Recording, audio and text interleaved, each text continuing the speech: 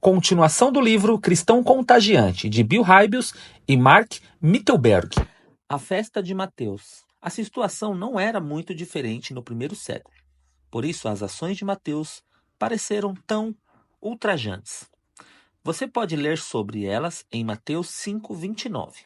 Resumindo, ele deu um banquete e fez o impensado. Convidou tanto seus colegas religiosos quanto os não religiosos. Era um grupo intencionalmente misto, uma festa com um propósito. É preciso dar-lhe crédito. Mateus se tornará cristão enquanto seguia a carreira de coletor de impostos, algo que naqueles dias estava em um grau acima de fazer parte da ralé. Esses profissionais eram notórios por roubar dinheiro dos pobres. Se você fosse publicano, tinha licença para extorquir. Contudo, o encontro com Jesus transformou radicalmente o coração de Mateus. O resultado foi o surgimento imediato de uma preocupação por seus amigos que ainda não haviam firmado um compromisso com Cristo. Seu desejo natural era o de ajudá-los a descobrir o que eles mesmos encontrará. Mateus não havia frequentado um seminário, não tinha materiais impressos. Tudo o que possuía era um coração cheio de graça e um espírito determinado. Ele encontrará um caminho. Uma estratégia seria levar os colegas publicanos ao templo, a fim de ouvir alguém articulado explicar as verdades espirituais. Mas a única opção lá era um rabino com trajes cerimoniais lendo a lei do Antigo Testamento. Não demorou muito para Mateus perceber que essa abordagem não agradaria aqueles pagãos ambiciosos, que corriam riscos e tinham um cargo importante.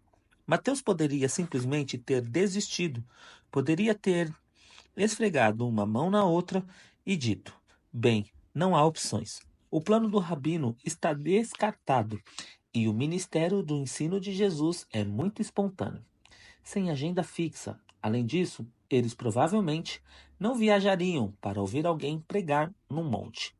Eu, com certeza, não sou qualificado, deixarei que eles se virem. Sabe, muitos cristãos lavam as mãos e isolam seu coração da busca por amigos e familiares perdidos. Mas Mateus não estava disposto a fazer isso. Pelo contrário, ele persistiu. Tenho certeza de que ele pensou muito a respeito, orou pedindo sabedoria e talvez tenha pedido o conselho dos amigos seguidores de Cristo. Então teve uma ideia. Ele daria uma festa. É claro, seus colegas amavam festas. Festas grandes. Quanto mais gente, melhor. Agora, tudo o que Mateus precisava fazer era inserir seu propósito principal na festa. Por isso, perguntou se Jesus e seus discípulos estariam dispostos a ir e plantar algumas sementes espirituais aqui e ali, na expectativa de que algo significativo criasse raiz no coração de seus amigos. Na noite do evento, só o céu sabe as conversas estratégicas que ocorreram. Não temos detalhes, a não ser que os fariseus ficaram sabendo e não gostaram. Ao que parece, pensaram que Jesus e seus discípulos estavam fazendo evangelismo da maneira errada. Então os chamaram num canto e os questionaram por manterem contato social com aquele tipo de gente. Francamente, acho que parte do problema era eles pensarem que as pessoas estavam divertindo-se demais. Durante aquela conversa com os fariseus, posso imaginar Mateus, recém-convertido, ouvindo o questionamento se havia feito a coisa certa. Afinal, era seu primeiro esforço evangelístico e Jesus estava recebendo a maior branca dos líderes religiosos. Acho que ele deve ter pensado: talvez eu devesse ter levado meus amigos ao templo, ou então simplesmente não ter feito nada. Agora todos chateados. Jesus está passando por um interrogatório constrangedor. É melhor não correr mais riscos como esse. Deixarei o evangelismo para os profissionais. Então, de repente, Mateus ouviu Jesus defender suas ações. Cristo elogiou a ideia da festa, lembrando aos fariseus que são os doentes que precisam de médico. Que bem fariam os médicos, repreendeu ele, em passar tempo com pessoas saudáveis. Em outras palavras, abordagens não convencionais que misturam estrategicamente os ricos e pobres Em termos espirituais, não são apenas aceitáveis, mas essenciais para os esforços redentores de Deus. Embora o texto não forneça detalhes quanto ao que aconteceu em seguida, imagino Jesus, após responder aos fariseus, virando-se e colocando o braço em torno dos ombros de Mateus. Bom trabalho, Mateus, ele pode ter dito. Entendo sua motivação por trás do que está acontecendo aqui. Você avaliou as necessidades espirituais de seus amigos, analisou as opções para entender a elas e foi criativo. Você correu alguns riscos. Quero que saiba que gostei muito de sua ideia e da sua preocupação com os perdidos. E sinto-me honrado de ter feito parte do seu plano para alcançá-los. Agora vamos voltar para a festa. Aprendendo com o exemplo de Mateus. Alguns princípios dessa situação do passado se aplicam a nós hoje. Deus quer que valorizemos nossos amigos descrentes, assim como Mateus valorizou. Deus quer que tenhamos cautela em relação às técnicas convencionais de evangelização dos perdidos quando, em nosso coração, sabemos que elas não são a melhor solução para alcançar aqueles que almejamos ajudar. E com certeza, Deus não quer que lavemos as mãos diante desse dilema ou desistamos. Acredito que Deus desafia você e eu a fazermos o que Mateus fez. Seja inovador, pense com criatividade. Dentro dos princípios bíblicos, encontre uma estratégia condizente com o que você é e com o que seus amigos são. Ore muito e esteja disposto a assumir uma posição de vulnerabilidade. Aprenda com seus erros e ajuste a abordagem quando for necessário. Ao longo de todo o caminho, concentre-se nas pessoas, não nos programas. A ação começa quando você faz contato com outro ser humano. O sal precisa encostar em algo para fazer efeito.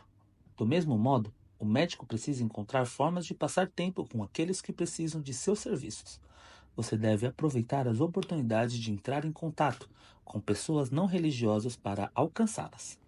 O cristianismo contagiante é de pessoa para pessoa, de amigo para amigo, de vizinho para vizinho. O plano é bíblico, lógico, estratégico e foi provado por Jesus, Paulo, Mateus e muitos outros desde então. A pergunta é: como dar o primeiro passo?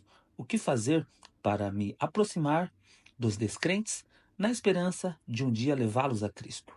Quero responder analisando maneiras práticas de alcançar 3 grupos de pessoas em seu mundo. As pessoas que você conhece hoje, as que você conheceu no passado e as que gostaria de conhecer.